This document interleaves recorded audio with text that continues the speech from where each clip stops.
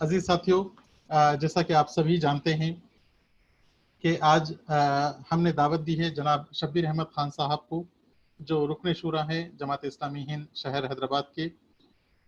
आपका उन्वान है importance of time, वक्त की अहमियत। बहुत ही अहम उन्वान है हम सब के लिए। तो मैं गुजारिश करता हूं जनाब शब्बीर अहमद खान साहब से कि वो हम सबको मुखातिब फरमाएं बाउनवान इम्पोर्टेंस ऑफ टाइम। शब्बीर साहब, आपको अनम्यूट करना होगा।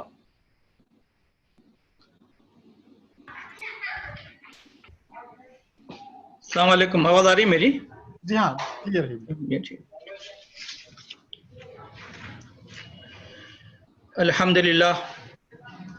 अल्हम्दुलिल्लाह नहमदुहु व नस्तईनुहु व नस्तगफिरुहु व नु'मिनु बिही व नतवक्कलु अलैहि व नऊज़ु बिल्लाहि मिन शुरूरि अनफुसिना मिन सय्यिआति अमालिना मन यहदिहिल्लाहु फला मुज़िल्ल लहु व मन युज़लिलहु फला हादिय लहु व नशहदु अन ला इलाहा इल्लल्लाहु वहदहु ला शरीका लहु व नशहदु अन्ना मुहम्मदन अब्दुहु व रसूलुहु उर्सिला बिल हक़्क़ि बशीरन व नज़ीरा व दाईन इलल्लाहि बिइज़निहि व सिराजम मुनीरा। अल्लाहुम्मा सल्लि अला मुहम्मद व अला आलि मुहम्मद बारिक व सल्लिम। अम्मा बाद, फ़ौज़ बिल्लाहि मिनश शैतानिर रजीम, बिस्मिल्लाहिर रहमानिर रहीम। वल अस्र इन्नल इंसाना लफ़ी खुस्र इल्लल्लज़ीना आमनु व अमिलुस सालिहाति व तवासौ बिल हक़्क़ि व तवासौ बिस सब्र। सदक़ल्लाहुल अज़ीम। काबिल एहतराम राह हक़ के साथियों, अस्सलामु अलैकुम रहमतुल्लाहि बरकातहू।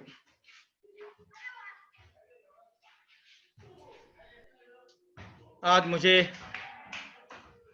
तकरीर का उन्वान वक्त की अहमियत दिया गया है और मुझे आज यूथ को मुखातिब करना है। सबसे पहले मैं अपने मौजू के तरफ आऊँ। अल्लाह रब्बुल से दुआ करता हूँ कि जो कुछ भी मैंने पढ़ा और समझा सही अंदाज में, सही ढंग से आप नौजवान हजरात के सामने आपके अंदाज में गुफ्तगू करने की अल्लाह ताला तौफीक नसीब फरमाए। अल्लाह ताला उसके बाद कहने वालों को और सुनने वालों को अमल की तौफीक नसीब फरमाए। रब्बि इश्रह ली सदरी वयस्सिर ली अमरी वहलुल उक़दतम मिन लिसानी यफ़क़हू क़ौली। सबसे पहले मैं आपको बताता चलूं कि वक्त क्या है। वक्त मोहल्लत अमल का नाम है। वक्त जिंदगी है। इसे बेहतर तौर पर इस्तेमाल करके हम दुनिया में और आखिरत में कामयाबी हासिल कर सकते हैं। वक्त के बारे में हम देखते हैं कि बच्चे की पैदाइश के बाद उसकी पैदाइश के वक्त को वक्त के साथ जोड़ा जाता है। मिसाल के तौर पर फलां वक्त में, फलां दिन या फलां वक्त में बच्चे की पैदाइश हुई। इसी तरह जिंदगी वक्त के साथ गुजरती जाती है। फिर एक वक्त ऐसा भी आता है और हम ये बात भी कहते हैं कि मौत का वक्त मुकर्रर है। तो मालूम यह वक्त जिंदगी है और आखिरत में भी वक्त के बारे में सवाल किया जाएगा। तो इससे वक्त की अहमियत का अंदाजा होता है। कुरान मजीद का हम जब मुताला करते हैं तो अल्लाह ताला ने कुरान मजीद में मुख्तलिफ मुकामात पर मुख्तलिफ अंदाज में वक्त का तस्करा किया। कहीं पे अल्लाह ताला ने फरमाया कि ये चांद और सूरज तुम्हारे लिए मुसक्कर कर दिए गए, तो फिर कहीं पर फरमाया कि ये रात और दिन तुम्हारे लिए मुसक्कर कर दिए गए। तो मालूम ये हुआ कि इन तमाम चीजों का ताल्लुक वक्त के साथ है। वक्त की अहमियत को बयान करते हुए अल्लाह ताला ने खासतौर से मक्की सूरतों में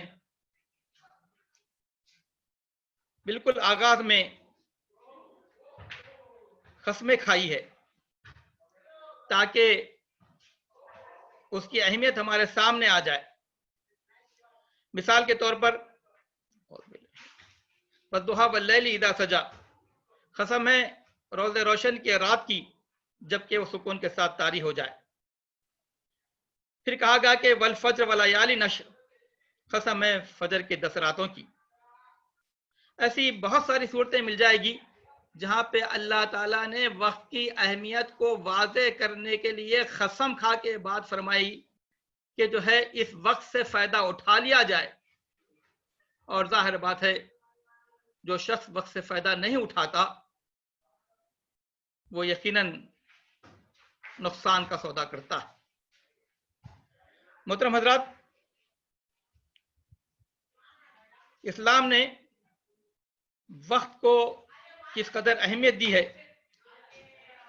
इसका अंदाजा हम इस बात से लगा सकते हैं, इस्लाम ने सारी फर्ज इबादतों को वक्त के साथ जोड़ दिया। मिसाल के तौर पर आप नमाज को ले लीजिएगा कि हमारी पूरी 5 नमाजें वक्त के साथ मुकर्रर की गई। बता दिया गया कि ये 5 नमाजें हैं और तुमको फला फला वक्त में इसको अदा करना है। तो इससे पता चला कि इन नमाजों को वक्त के साथ जोड़ दिया गया।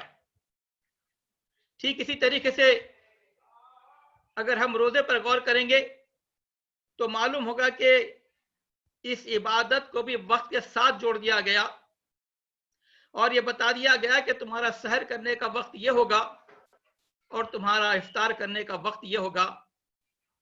बल्कि इफ्तार करने का वक्त यह अगर बता दिया जाता है कि इफ्तार 6:38 पर होगा तो ना कोई शख्स 2 मिनट पहले खोल सकता है और ना कोई 2 मिनट ताखिर से खोल सकता है। तो इससे यह मालूम हुआ कि रोजे जैसी इबादत को भी वक्त के साथ जोड़ दिया गया। फिर आप इसी तरीके से देखिएगा कि ज़कात को भी वक्त के साथ जोड़ दिया गया और बताया गया कि 1 साल की मुद्दत गुजरने के बाद तुमको ज़कात निकालनी पड़ेगी। फिर आप देखिएगा इसी तरीके से हज के बारे में, हज जैसी इबादत को भी वक्त के साथ जोड़ दिया गया और बता दिया गया कि यह हज ये 5 दिनों में होगा, यानी 8, 9, 10, 11, 12 ज़िलहज्जा को। और इन 5 दिनों में भी ये बात बता दी गई, हुज्जाज को ये बात बता दी गई कि तुमको 8 तारीख को मिना में रहना है, 9 तारीख के दिन तुमको अरफात में रहना है और रात में तुमको मुज़दलिफा में ठहरना है। तो पता यह चला कि ये हज के अयाम 5 दिन और 5 दिनों में बता दिया गया कि कौन सा काम किस वक्त पर करना है। तो मालूम यह हुआ कि इस इबादत को भी वक्त के साथ जोड़ दिया गया। तो पता यह चला कि नमाज को वक्त के साथ जोड़ा गया, रोजे को वक्त के साथ जोड़ा गया, ज़कात को वक्त के साथ जोड़ा गया और फिर इसी तरीके से हज को भी वक्त के साथ जोड़ा गया। मोहतरम हज़रात, अब देखते हैं कि अल्लाह के रसूल सल्लल्लाहु अलैहि वसल्लम ने वक्त को किस कदर अहमियत दी और वक्त के बारे में आपने क्या कुछ बातें कही। आपने फरमाया कि कोई शख्स क़यामत के दिन अपनी जगह से हिल ना सकेगा जब तक कि इन 5 सवालों के जवाब ना दे दे। और पहला सवाल उससे पूछा जाएगा कि अपनी उम्र कहां पे खपाई, और दूसरा सवाल होगा कि अपनी जवानी किन कामों में लगाई, और तीसरा सवाल होगा कि माल कहां से कमाया, और चौथा सवाल होगा कि माल कहां पे खर्च किया, और 5वीं बात जो होगी कि जो तुझे इल्म दिया गया था उस पर कहां तक अमल किया। इन 5 सवालात में से 2 सवालात का ताल्लुक वक्त के साथ है। तो हम इससे अंदाजा कर सकते हैं कि नबी अकरम सल्लल्लाहु अलैहि वसल्लम ने वक्त को किस कदर अहमियत दी और हदीस के अल्फाज ये है कि क़यामत के दिन कोई शख्स अपनी जगह से हिल ना सकेगा। तो इससे मालूम हुआ कि वक्त की किस कदर अहमियत अल्लाह के रसूल सल्लल्लाहु अलैहि वसल्लम ने बताई। फिर एक मर्तबा आपने एक साथी को नसीहत करते हुए फरमाया कि 5 चीजों से पहले गनीमत जानो, और फरमाया कि जिंदगी को मौत से पहले, और फिर फरमाया सेहत को बीमारी से पहले, फरागत को मशगूलियत से पहले, जवानी को बुढ़ापे से पहले, और मालदारी को मोहताजी से पहले। इसमें भी 2 का ताल्लुक वक्त के साथ है। तो मोहतरम हजरात, कुरान और हदीस की रोशनी में वक्त की अहमियत अल्हम्दुलिल्लाह किसी कदर हमारे सामने आ गई है। अब मैं आपके सामने कुछ बातें वक्त की अहमियत के सिलसिले में चंद मिसालें, 2-3 मिसालें देके मैं आगे बढ़ता हूं। वक्त की अहमियत क्या है, इसको ऐसे समझने की कोशिश कीजिए कि एक शख्स को जरूरी काम से सफर करना है, लेकिन किसी वजह से उसकी फ्लाइट या उसकी ट्रेन मिस हो जाती है, तो आप उस शख्स से पूछिए कि वक्त की अहमियत क्या है। ठीक इसी तरीके से एक बीमार है जिसको डॉक्टर ने कह दिया कि आप चंद दिनों के या चंद घंटों के मेहमान हैं, तो उस शख्स से पूछिए कि वक्त की किस कदर अहमियत है। और खास तौर से एक शख्स जिंदगी की आखिरी सांसें ले रहा है और उसको अंदाजा हो चुका है कि अब ये दुनिया से रुखसती का वक्त है, उस शख्स से पूछिए वक्त की किस कदर अहमियत है। मोहतरम हजरात, वक्त के सिलसिले में बहुत सारी बातें मिलती है। मैं आपके सामने एक और बात रखता हूं कि वक्त की खास खूबी यह है, ये वक्त को अल्लाह ताला ने सबको एक जैसा दिया। अल्लाह ताला ने किसी को माल कम दिया, किसी को ज्यादा दिया, किसी को कुछ किस्म की सलाहियतें दी, किसी को किसी और तरीके की सलाहियतें दी। और इंसानी जिंदगी के अंदर बहुत सारी ऐसी चीजें होती है, किसी को कुछ ज्यादा मिलती है, किसी को कम मिलती है, लेकिन वक्त एक ऐसी चीज है जिसको अल्लाह ताला ने हर शख्स को 24 घंटे दिया। वो अमीर हो या गरीब, बीमार हो या तंदुरुस्त, दुनिया के किसी मुल्क में और किसी खित्ते में रहता हो, औरत हो या मर्द, मालूम यह हुआ कि अल्लाह ताला ने वक्त सबको बराबर दिया, इसमें कोई फर्क नहीं रखा। और मोहतरम हजरात, वक्त की एक खास खूबी ये होती है, वक्त बड़ी तेजी से गुजर जाता है। उसकी मिसाल बर्फ की तरह है, उसको अगर आप बाहर रहेंगे तो किस तेजी के साथ वो खुल जाएगा, हम इस तरह से अच्छे से वाकिफ है। वक्त किस तेजी के साथ गुजर जाता है, इसको समझना अगर हो तो हर शख्स अपनी उम्र का जायजा ले। और आज की इस नशिस्त में हो सकता है यूज ज्यादा होंगे। अगर किसी की उम्र 25 साल है, किसी की 30 है, या कुछ ऐसे भी लोग देख रहे होंगे मुझ जैसी उम्र के, जिनकी उम्र तकरीबन 60 से गुजर गई होगी। अगर वो इस बात से गौर करें कि मेरी उम्र 60 साल की हो गई या 25 की हो गई, 30 की होगी, तो ऐसा लगेगा कि ये उम्र बड़ी तेजी के साथ गुजर गई। बल्कि हकीकत में ये है कि उम्र के साथ साथ क्या कुछ फर्क आया, इसको देखना हो तो कभी अपनी पुरानी तस्वीरें निकाल के दिखेगा, अपने बचपन की, अपने लड़कपन की, अपने जवानी की, तो पता चलेगा कि कुछ साल पहले सर और दाढ़ी के बाल कैसे थे और आज कैसे हो गए। मेरा चेहरा कैसा था, कैसा हो गया। बहुत सारी चीजों में आप फर्क देखेंगे और गौर करेंगे तो इस लिहाज से अगर गौर करेंगे मेरी जिंदगी कैसे गुजरी, वक्त ऐसे ही गुजर गया, और एहसास इंसान को हो जाए तो उन तस्वीरों को देखने के बाद हो सकता है कि उसकी आंखें नम हो जाए, ये सोच करके जिंदगी कितनी तेजी से गुजर गई। लेकिन मोहतरम साथियों, यही वक्त है, कभी मुसीबत के वक्त में, कभी आजमाइश के वक्त में ऐसा लगता है कि वक्त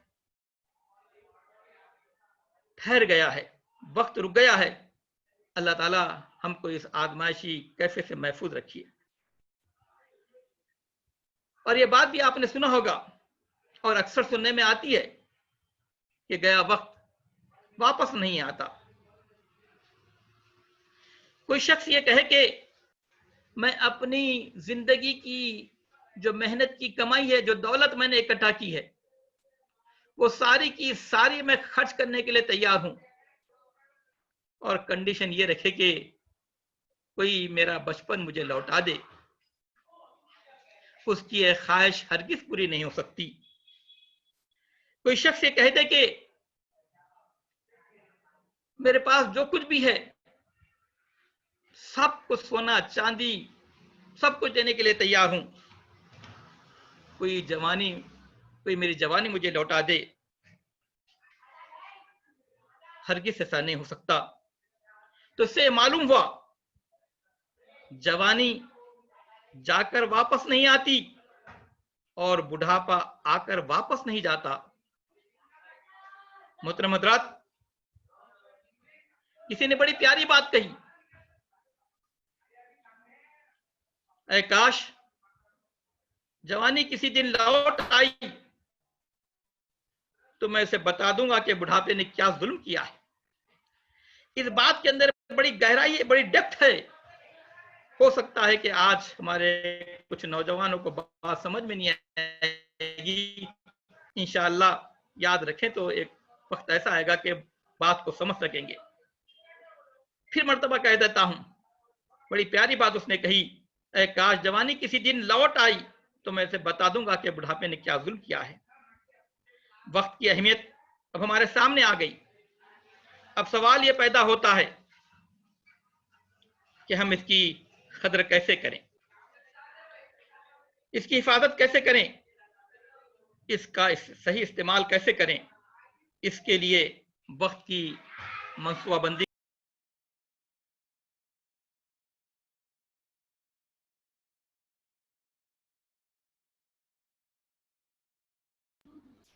शब्बीर भाई, आपका माइक म्यूट हो गया है।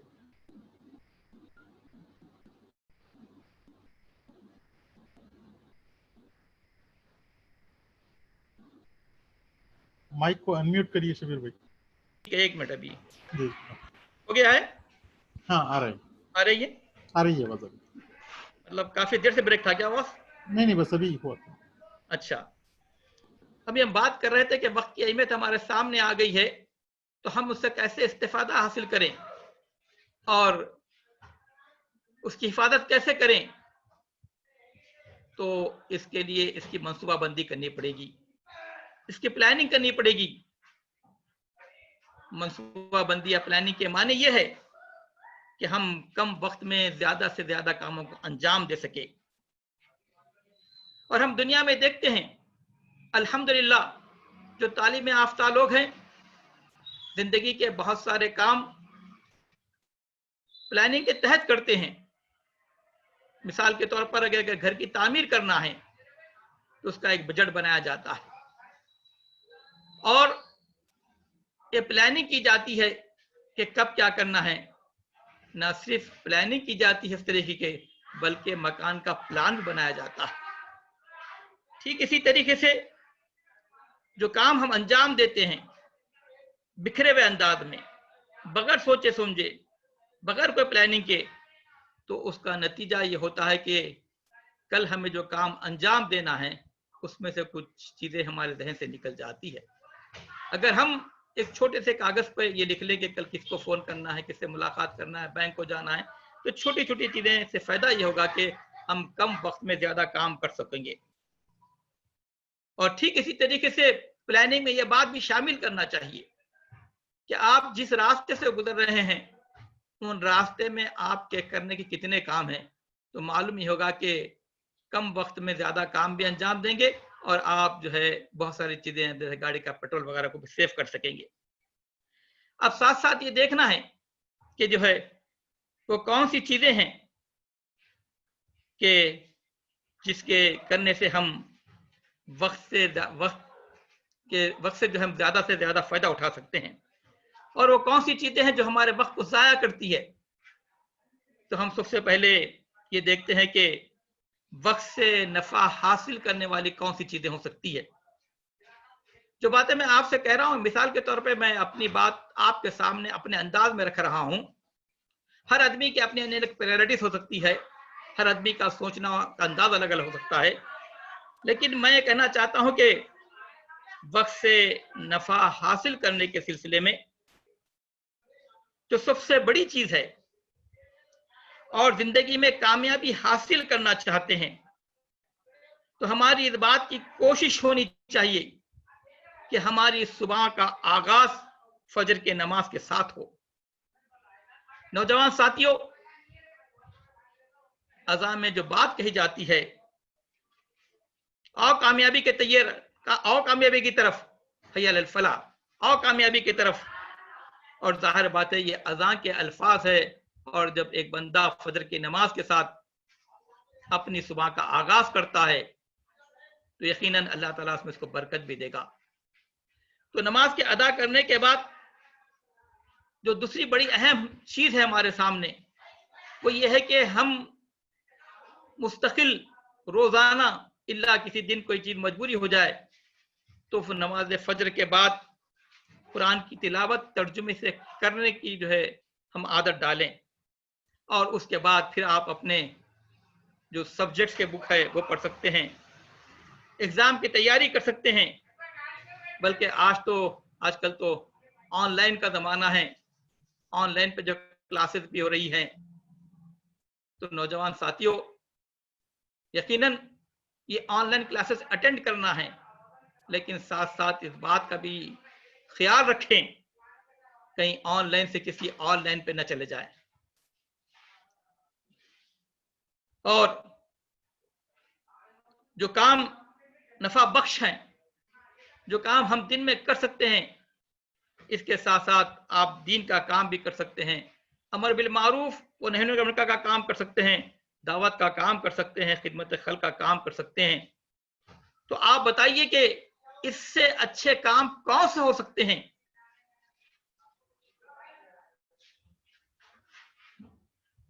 ये जो काम है, बल्कि अल्लाह ताला ने कुरान मजीद में जो बात फरमाई है वो ये है कि सूरे हामिम सज्दा की जो आयत है, इसमें बताया गया कि इससे अच्छी बात और कौन सी हो सकती है जो लोगों को अल्लाह के दिन की तरफ बुलाए।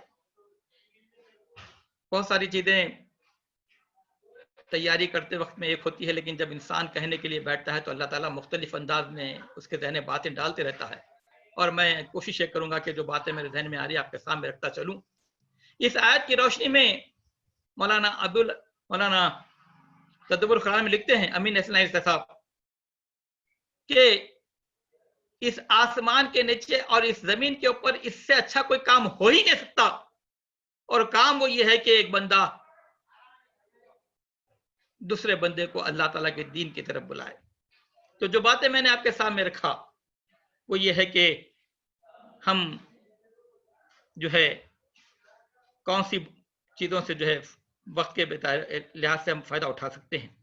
अब हम देखते हैं कि वक्त को जाया करने वाली चीजें क्या हो सकती, और ये वक्त को जाया करने वाली चीजों के सिलसिले में सबसे पहले हर शख्स को अपना अपना इनफरादी इजाजा लेना होगा।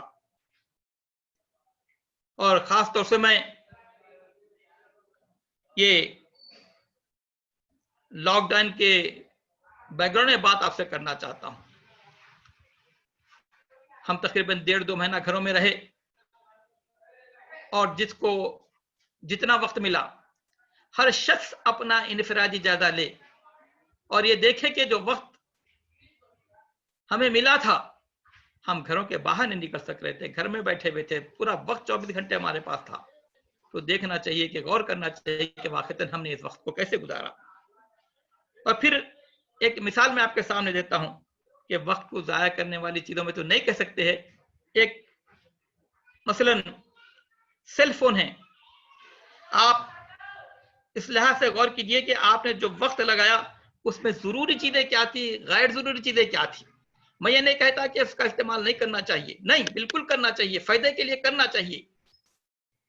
बहुत सारी चीजें जो है वक्त वाहिद में उस पर देखी जा सकती है, करना चाहिए, लेकिन ये बात हमारे जहन में रहे कि हम इस पर जो है अपना जरूरी वक्त यानी कि जरूरी चीजें हैं क्या, हम किस तरह के इस्तेमाल कर रहे हैं, गैर जरूरी चीजें क्या है, जरूरी चीजें क्या है। और ये भी देखना चाहिए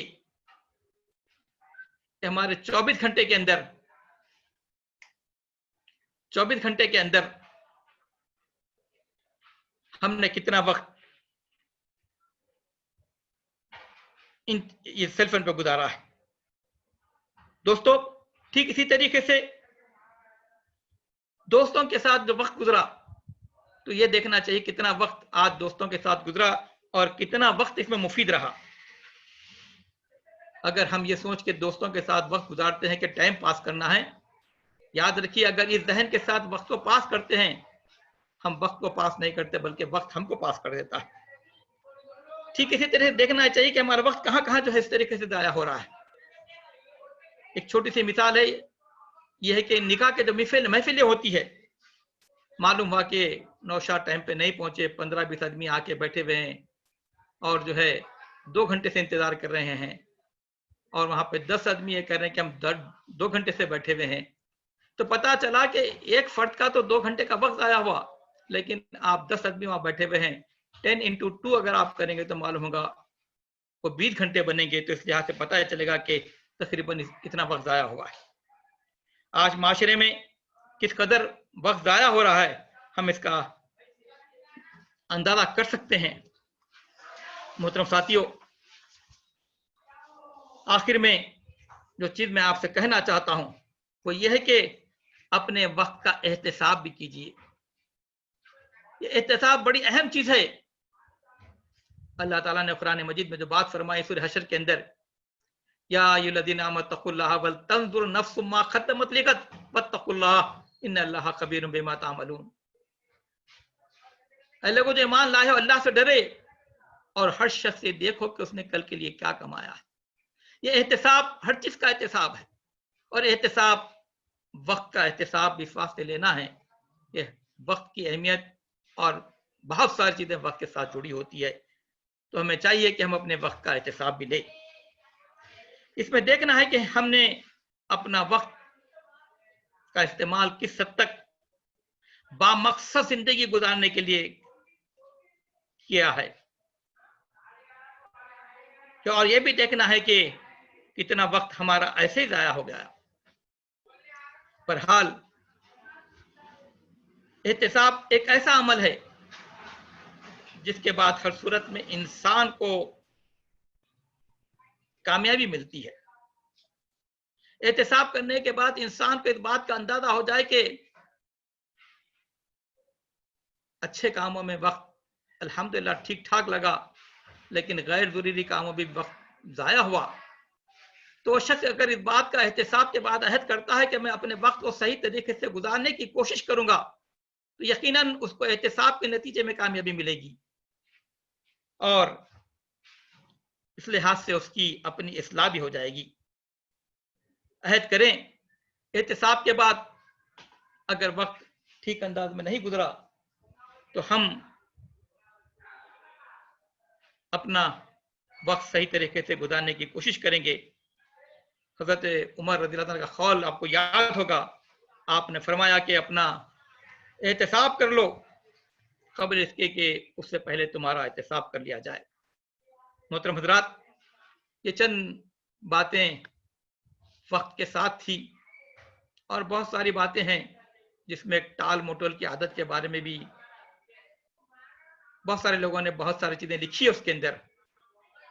तो मेरा ख्याल ये है कि कुछ कमजोरियां अगर अपने में पाई जाती है तो फिर उसको उस पर इजहार ख्याल करना कोई मुनासिब नहीं होता।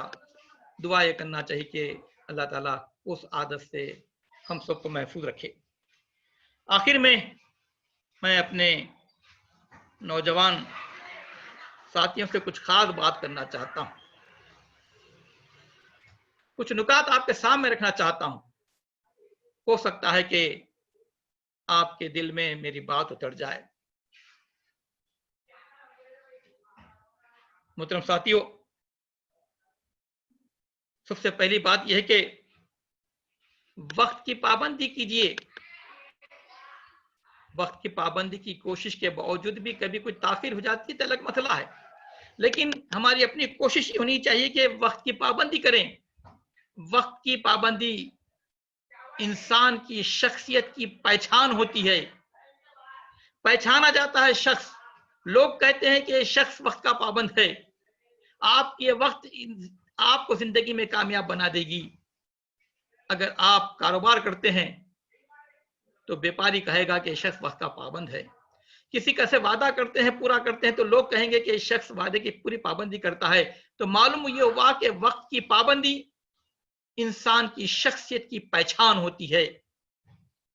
दूसरी बात मैं आपसे कहना चाहता हूं, वक्त की कदर कीजिए।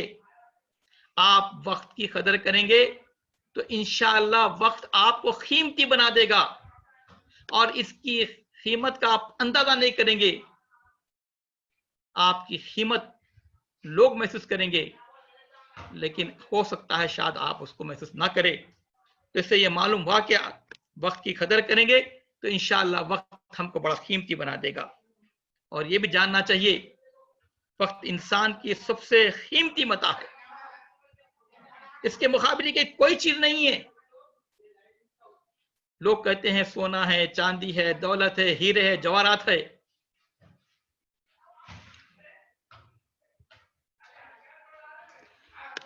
इसके सामने इसकी कोई अहमियत नहीं। वक्त की अहमियत और वक्त की कीमत का अंदाजा नहीं कर सकते। चौथी बात है दोस्तों, मैंने इसका भी तस्करा किया, फिर मैं एक मर्तबा दोहरा देता हूं, वो ये है कि अपनी सुबह का आगाज फजर की नमाज के साथ किया जाएगा और रातों में जागने से गुरेज कीजिएगा। अल्लाह ताला ने रात को सोने के लिए बनाया है और हम रात में अगर 12-12, 1-1 बजे तक जागते रहते हैं, मुझे उम्मीद है जिन नवाजों से मैं मुखातिब हूं, अल्हम्दुलिल्लाह वो नौजवान ऐसे नहीं होंगे इंशाअल्लाह। लेकिन याद दहानी के तौर पे आपके सामने बात रखना चाहता हूं। अल्लाह ताला फरमाते हैं कि हमने रात को सोने के लिए बनाया है, तो हमारी कोशिश होनी चाहिए कि हम रात को सोने के लिए इस्तेमाल करें। और जरा गौर कीजिएगा कि फजर की नमाज भी नहीं हुई, सुबह में 8 और 9 बजे तक सोते रहे, तो आप अंदाजा कर सकते हैं कि आपने किस चीज को खोया है। हो सकता है ज्यादा सोने की वजह से आपकी सलाहियतें भी सुस्ती और काहली की शिकार हो सकती हैं। तो आपकी हमारी जिम्मेदारी है कि हम अपनी सलाहियतों की भी हिफाजत करें। और किसी ने बड़ी प्यारी बात कही है सोने के बारे में। उन्होंने लिखा है कि दो चीजें ऐसी होती है इंसान को पता नहीं चलता कि ये कब हुई। उसमें से पहली चीज ये है कि बिस्तर पे जाने के बाद उसको मालूम नहीं पड़ता कि नींद कब लगी। और दूसरी बात उन्होंने जो लिखी, उन्होंने लिखा ये है कि किसी कौम को पता नहीं चलता कि इसके जवाल कहां से शुरू हुआ है। तो बहरहाल हमें कोशिश करनी चाहिए कि हम जो है रात और दिन की जो अल्लाह ताला ने तरीके बताए उस पर हम जो है इस पर अमल करें।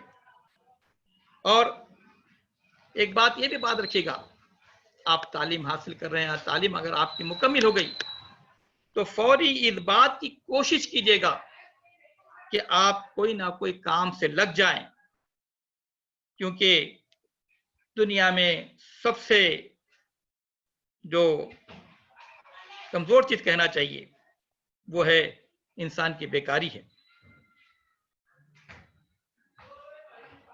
और बेकारी वो चीज है दोस्तों, बेकारी इंसान की खुददारी को खत्म कर देती है। तो कोशिश ये होनी चाहिए कि सब कुछ होने के बावजूद भी हम वक्त का सही इस्तेमाल करें और कुछ ना कुछ अपने आप मसरूफ रखें। और किसी ने ये भी बड़ी प्यारी बात लिखी, कैलेंडर में उतने ही दिन आपके होते हैं जितने दिन आपने इस्तेमाल किया। 365 में से कितने आपने इस्तेमाल किए? कहने के लिए, देखने के लिए, सुनने के लिए तो यह है कि साल के 12 महीने 365 दिन है, लेकिन हकीकत में दिन हमारे वही है जो दिन हमने इस्तेमाल किए। नौजवान साथियों, वक्त की पाबंदी कीजिए। ये अफराद की तरक्की का राज है। वक्त की पाबंदी कौमों की तरक्की का राज है। जापान ने अपनी तरक्की का राज बताते हुए दो बातें कही। उसने कहा कि वक्त की पाबंदी, और दूसरी बात उसने कही कि मादरी ज़बान की तालीम। तो इससे यह मालूम हुआ वक्त की पाबंदी फर्द या अफराद या कौमों की जिंदगी की कामयाबी का राज है। तो हमें चाहिए कि जो है हम इसका पूरा पूरा ख्याल रखें। आखिर में एक बात मेरे नजदीक जो बड़ी अहम है, आपसे शेयर करना चाहता हूं, वो यह है कि हम बहुत सारी दुआएं करते हैं और करना चाहिए। कभी हम दुआ करते हैं कि अल्लाह हमारे इल्म में बरकत अता फरमा। कभी हम दुआ करते हैं कि अल्लाह हमारे रिस्क में बरकत अता फरमा। इंसान तरह तरह की बहुत सारी दुआएं करता है, लेकिन नौजवान साथियों, ये दुआ भी करें, ए अल्लाह हमारे रिस्क में बरकत अता फरमा। फिर ये भी दुआ करें कि ए अल्लाह हमारे वक्त में बरकत अता फरमा। इसलिए काम बहुत करने हैं, इल्म भी हासिल करना है, मुलाजिमत भी करना है, घर वालों को भी देखना है, दीन का भी काम करना है। और ये सारे काम उसी वक्त हो सकते हैं कि हम दुआ भी करते रहें कि रब्बुल आलमीन हमारे वक्त में भी बरकत अता फरमा। मोहतरम हज़रात, वक्त के ताल्लुक से ये कुछ बातें थी जो आपके सामने रखी गई। अल्लाह ताला दुआ है कि अल्लाह ताला कहने वाले को, सुनने वाले को अमल की तौफीक अता फरमाए। अल्लाहुम्मा ग़फ़िर वरहम व अंता खैरुर राहिमीन। सुभान रब्बिका रब्बिल इज़्ज़ति अम्मा यसिफ़ून व सलामुल मुरसलीन वल्हम्दुलिल्लाहि रब्बिल आलमीन।